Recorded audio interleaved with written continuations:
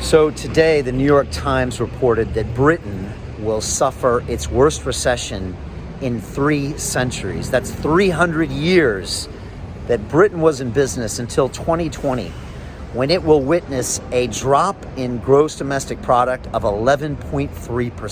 11.3%. These are numbers that would boggle my mind in my old days of working as a trader on Wall Street or in finance in the city of London. We were used to GDP gross of 2 or 3 or maybe 4%.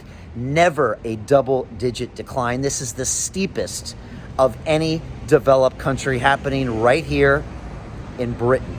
And our Chancellor, Rishi Sunak, today said this, and I quote, he said, "Our health emergency is not yet over, but our economic emergency has just begun." Do you see what he's saying there? And do you see the terms? Because the language is super important here. Our Chancellor is separating the two. He's separating the health emergency from the economic emergency, and he's saying both of them are dire, and I agree with that. But this is the entire problem with the way Britain has handled this pandemic. They have looked at our health emergency different than the economic emergency. And recently I had Luke Johnson on my show, who's one of the most prolific entrepreneurs in the hospitality sector in Britain.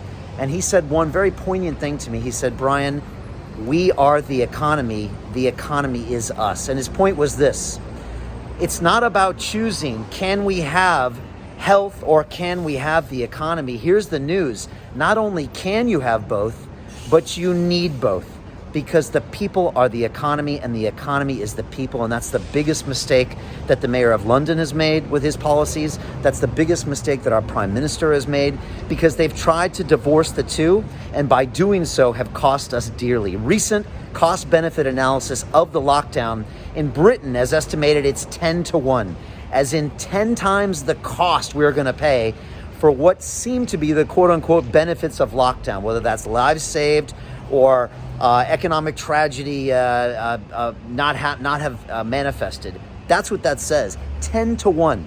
That's what we're going to pay in the lives and the economic damage, and we're seeing it clearly right now. 11.3% drop in GDP. Again, unheard of numbers. This is going to scar our economy for years and years and years to come. And guess what? It didn't have to happen. We could have used a strategy of what's being called focus protection, something that I spoke to Harvard medical doctor, Dr. Martin Kulldorff, recently on the show. It's about protecting those vulnerable, those over 60, those that already have ailments like diabetes and heart disease, and allowing everybody else to get back to work and get back to their lives and get back to their schools.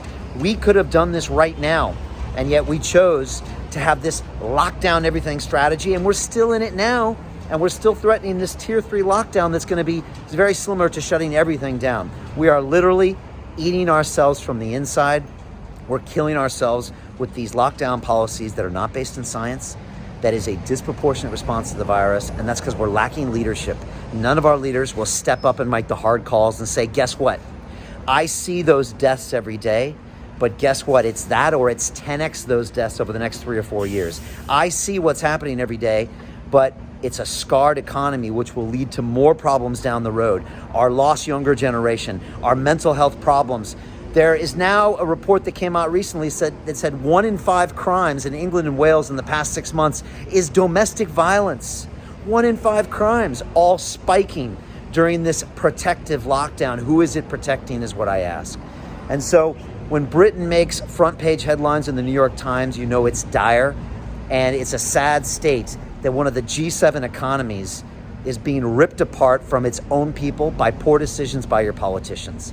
And it's hard to be a part of it. It's hard to watch it, especially in a city that I love so much. That's, in my opinion, one of the greatest cities of the world, or could be, if we just start treating our policies correct.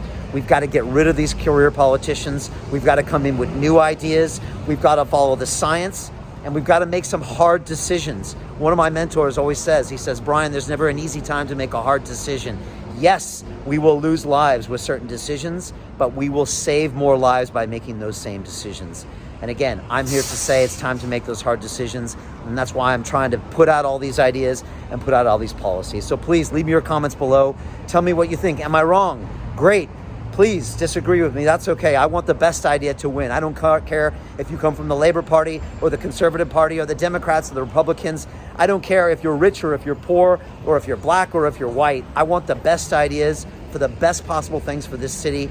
We all can prosper. And by strengthening the economy, it is the one surefire silver bullet to strengthen everything about this city, from our health to our mental health to our tax revenues to everything about it. And we could flip the switch right now if we just had better policies in place. Leave me your comments below. I am optimistic about our future. Let's make London a world-class city once again.